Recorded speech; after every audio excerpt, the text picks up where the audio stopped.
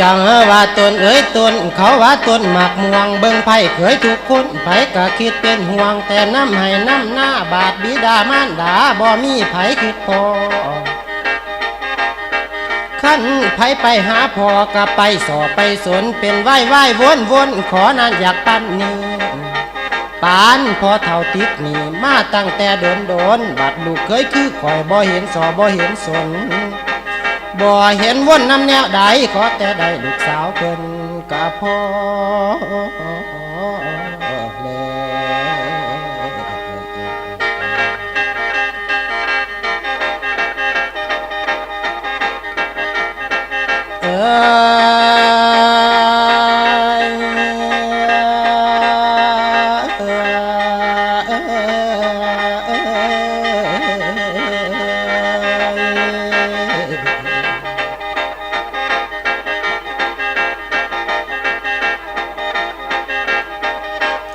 มือนี้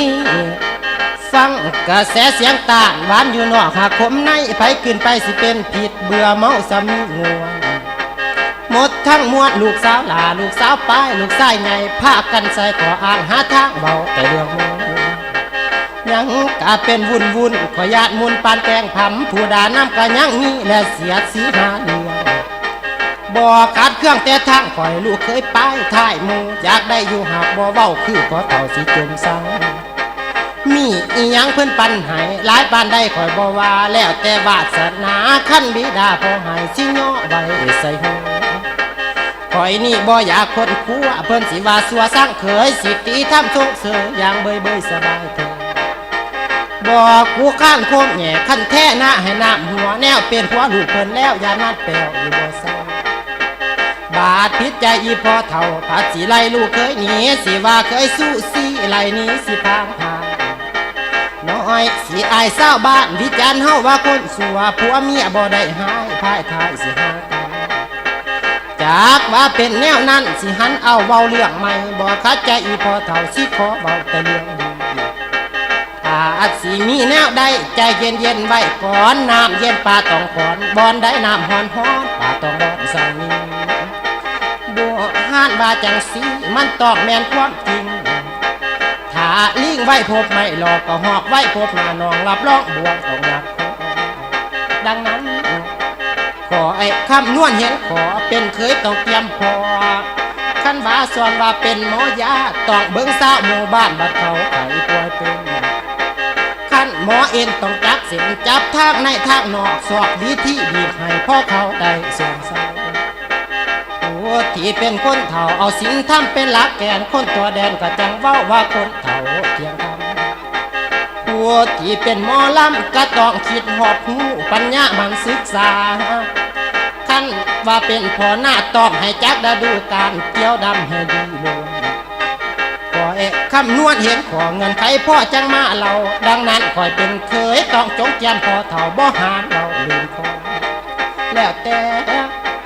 พวกอ้ายเอื้อยน้องเพิ่นสิว่ากันเองบ่สวงเสียงคะแนนน้ำยานบาปกรรมเป็นจริงอันนี้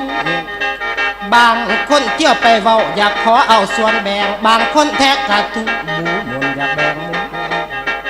สำหรับตัวขาบาทสิบ่ไหวบ่วุ่นบ่เขียวคุณเอาหยังเหลืองมูลมั่งหัวกล้วยแล้วแต่มันสิเฮงสวยเพิ่นสิปุ่นปันได้หน้าไก่หลายปานใดก็แล้วแต่เงินคำหรือเก็บแหล่สุดแท้พอสิปันเส้นเครื่องคุณของคำเงินคำคอยบ่ว่าเอาแต่ตามศรัทธาคันบิดาพอให้ก็คงสิได้ดังเขาสุดแต่เมียเพิ่นสิเว้าของมูลเก่าเป็นของเมียได้หรือเสียก็สุดเล่าสิก้าวจะกันได้บ่นำได้ลอกทางข่อยขั้นปันมากก็เอาอยู่ถ้าแม่นพออีดูเพิ่นเห็นใจลูกเต้าเอาให้ก็แม่นดี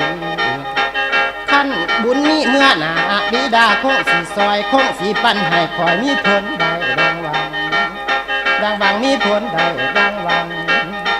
ขออีหยังคงสิได้ใจดีบ่เคยด่าพอเต่าของกะน้อยบ่แม่นธรรมดาคนใจดีลืมบ้านบ่เคยปล่อยด่าไผ